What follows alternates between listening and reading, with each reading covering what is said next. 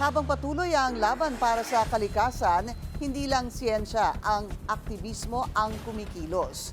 Kasama rin pati ang sining. Yan ang agenda report ng ating Mojo, Joan Manalo.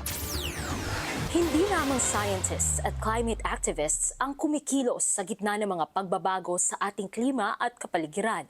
Dahil maging sa entablado ay binibigyang tinig ang mga panawagan para sa inang kalikasan. Sa pamamagitan ng mga dulang sa gitna ng digmaan ng mga mahiwagang nilalang laban sa sangkatauhan at climate and crazies, isinabuhay ng dulaang UP ang laban para sa climate justice sa malikhaing paraan.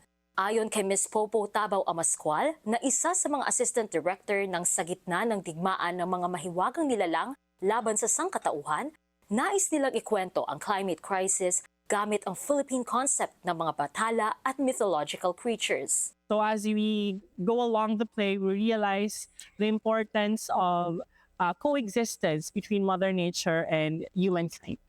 Our playwright endeavored to make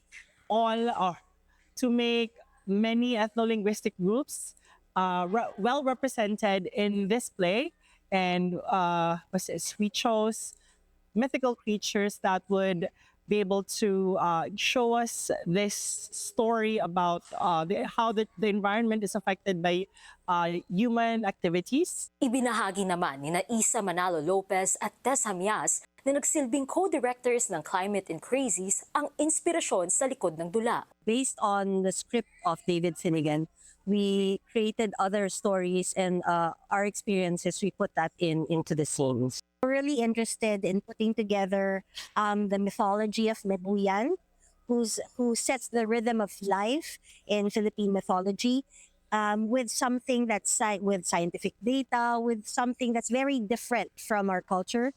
And we wanted to see how it can also contextualize the Filipino condition. Dagdag pa nila, isa ang climate crisis sa mga nararapat ng tugunan ng ating bansa. Yung ulan, yung bagyo, we feel that almost every month in our lives. And also, kung hindi naman extreme ulan, extreme naman yung heat, right? Katuwang din ng dulaang UP sa pagpapaigting ng panawagan para sa climate justice ang Greenpeace Philippines, na nagtutulak ng mga polisiya laban sa pagtaas ng carbon emissions. Dala nila sa tanghalan ang Courage for Climate campaign na naglalayong itulak ang House Bill 9609 o Climate Accountability Act. Para sa dulaang UP, bawat eksena ay hindi lamang pagtatanghal kundi isa ring panawagan.